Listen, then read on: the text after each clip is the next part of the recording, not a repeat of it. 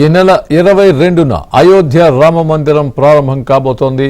ఈ ఆలయంలో రామ్ లల్లా ప్రాణ ప్రతిష్ఠ కోసం భారత్ పాటు అన్ని దేశాల ప్రజలు ఎంతో ఆసక్తిగా ఎదురు చూస్తున్నారు. అయితే ఈ కార్యక్రమానికి కాంగ్రెస్ దూరంగా ఉంటున్నట్లు ఆ పార్టీ హైకమాండ్ ప్రకటించింది.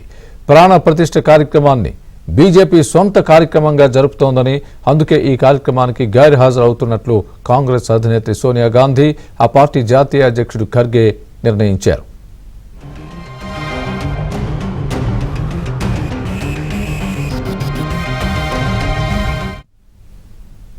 ఇదే అంశానికి సంబంధించి పూర్తి అప్డేట్ మా ఢిల్లీ బ్యూరో చీఫ్ కృష్ణ చెప్తారు.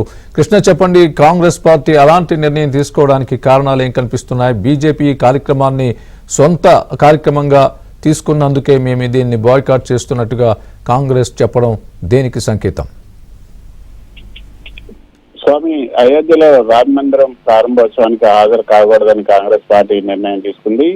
రామ మందిర ప్రారంభ కార్యక్రమానికి రావాల్సిందిగా మల్లికార్జున ఖర్గే, సోనియా గాంధీ, అజయ్ రంజన్ చౌదరిలకు ఆహ్వానం అందింది. అయితే రామాలయ ప్రారంభోత్సవ కార్యక్రమాన్ని ఆర్ఎస్ఎస్, బీజేపీ కార్యక్రమంగా నిర్వహిస్తున్నారంటూ కాంగ్రెస్ ఆరోపించింది.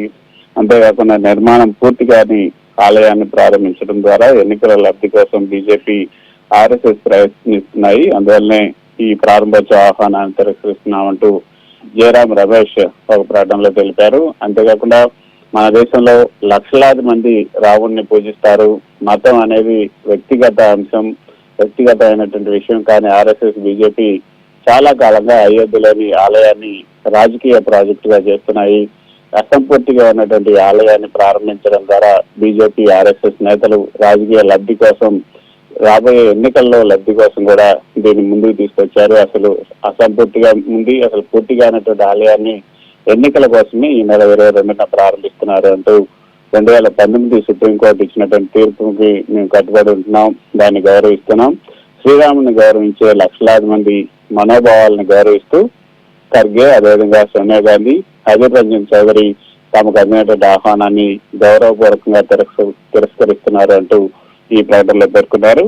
కేవలం 2024 సార్వత్రిక ఎన్నికలను దృష్టిలో ఉంచుకుని అసంపూర్తిగా, ఇంకా పూర్తిగా అయినటువంటి ఈ ఆలయాన్ని ప్రాణప్రతిష్ఠ చేయాలని ప్రధాని మోదీ నిర్ణయించడం, అంతేకాకుండా ప్రధాని మోదీయే స్వయంగా రామ్లలా విగ్రహాన్ని గర్భగుడికి తీసుకెళ్లి ప్రతిష్ఠించడం అన్నది కాంగ్రెస్ జీర్ణించుకోలేకపోతుంది. అందుకే ఈ కార్యక్రమానికి దూరంగా ఉండాలని కాంగ్రెస్ నిర్ణయించినట్లుగా మనకు అర్థమవుతుంది.